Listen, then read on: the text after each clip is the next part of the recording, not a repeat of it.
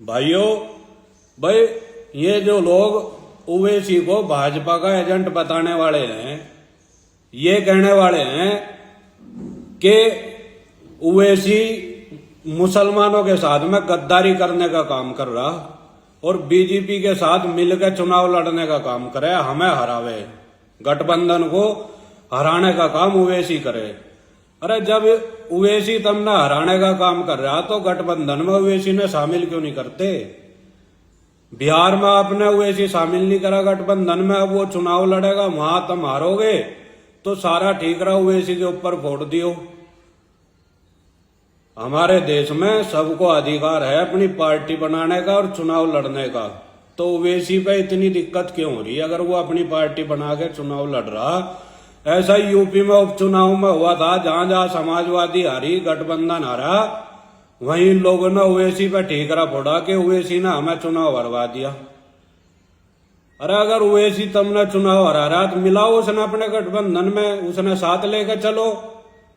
और समाजवादी ने ऐसा कौन सा तीर मार दिया मुसलमानों के नाम का? सबसे ज्यादा बेड़ा गर्क अगर मुसलमानों का किसी ने करा तो वो समाजवादी पार्टी है। अपना बीजेपी का डर दिखा दिखा कर मुसलमानों को अपना वोट बैंक बनाया। आज तक किसी भी मुसलमान नेता पे कोई कुछ भी कहे, कितना भी बड़ा जुल्म हो, समाजवादी नेता के मुंह से हमने आज तक कोई उनके पक्ष में आवाज उठती हुई नहीं देखी, न कभी सड़कों पे आते हुए देखे। और मेरा मानना यह है कि आने वाले विधानसभा चुनाव में भी अगर यूपी में भी गठबंधन में ओवैसी को ये लोग शामिल नहीं करते तो हम तो वोट देवे नहीं भाई, बिल्कुल भी गठबंधन थे, चाहे हम किसी का भी वोट दो। चलो हम मान के भाई बीजेपी तो भाजपा तो धर्म जाति के नाम पर वोट ले रही, पर आप क्या कर रहे? आप रात दिन उनका विरोध कर करके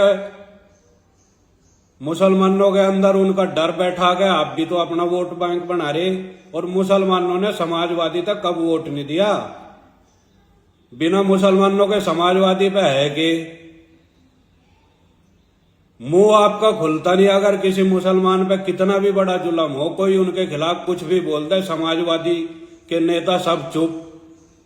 तो अगर ये लोग ओवैसी को अपनी हार का कारण मानना है तो इन्हें मिला लेना चाहिए, क्यों नहीं मिलाते? अगर ओवैसी गठबंधन में नहीं शामिल होता आने वाले चुनाव में यूपी में भी, तो हम तो गठबंधन तक वोट देवे नहीं बिल्कुल भी।